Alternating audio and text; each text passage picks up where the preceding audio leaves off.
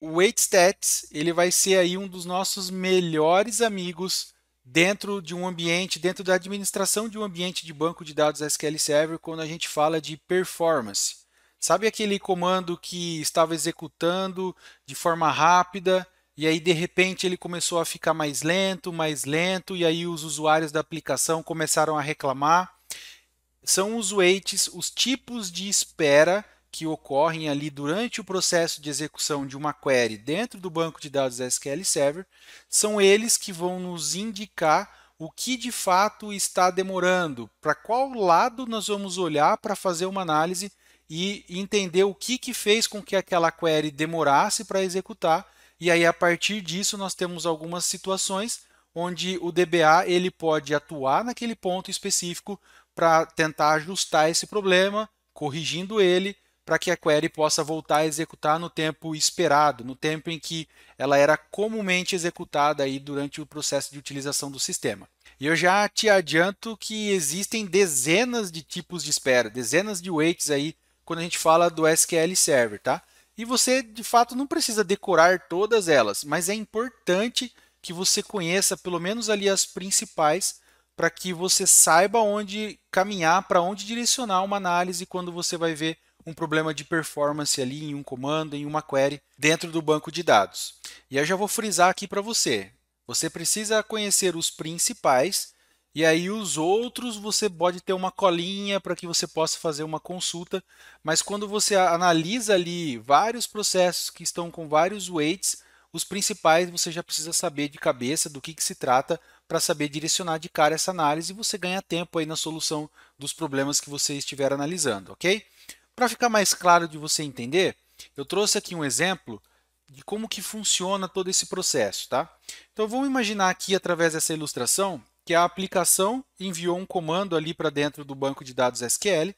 O SQL Server ele vai pegar esse comando e ele vai passar esse comando para um processo ali que é de processamento dessa query. Existem nesse meio uma série de situações a qual eu não quero entrar no detalhe aqui, mas ele vai verificar se aquela query está correta, vai montar o plano de execução, vai reunir os recursos para executar aquela query e até que ele vai chegar no ponto ali de fato começar a execução dela. Então a gente tem aqui a query executando ali dentro do seu ambiente. Quando ele começa a fazer essa execução, quando o SQL começa a executar essa query no ambiente, existe uma série ali de recursos, de alocação de objetos, dentre outras coisas, que essa execução de query vai precisar utilizar para entregar o retorno daquela query para o SQL e, consequentemente, entregar ali para a aplicação final. Em alguns momentos, a query ela pode precisar ali de alguns recursos a nível de disco, né? Do HD mesmo, ali onde está alocado o dado mesmo. Né? Então, imagina que o SQL vai precisar ler esse dado do disco. Então, o SQL em si, quando ele for executar isso, ele vai ter um processo de chegar até o disco para ler aquele dado do disco, jogar esse dado em memória e depois retornar para a aplicação. Depois que ele utilizou esse recurso de disco, ele pode precisar alocar recurso de CPU para executar essa query. E aí ele tem todo o processo até conseguir alocar esse recurso, utilizar o recurso de CPU para devolver essa informação. Pode também, por exemplo, no acesso aos objetos. Então, o SQL ele precisa chegar até um objeto, uma tabela do SQL Server, travar ali a utilização dela, por exemplo, para conseguir retornar essa informação que a aplicação ali está solicitando. E aí é nesse momento, por exemplo, em que ele está alocando ali uma tabela, que ele está travando aquela tabela para fazer a utilização, que pode ocorrer uma demora. Perceba que uma query ela vai utilizar vários tipos de recurso e em determinado momento de utilização de um tipo de recurso, ele pode acabar demorando um tempo a mais. E aí esse tempo a mais que ele demora, a gente vai utilizar o que a gente chama aí de wait stats, as estatísticas de espera, para entender e para o SQL Server nos mostrar em qual etapa do processo ali da execução daquela query é em que ele está demorando mais tempo e aí então em cima disso a gente vai conseguir analisar exatamente aquele ponto específico para melhorar o processo e consequentemente trazer um melhor desempenho.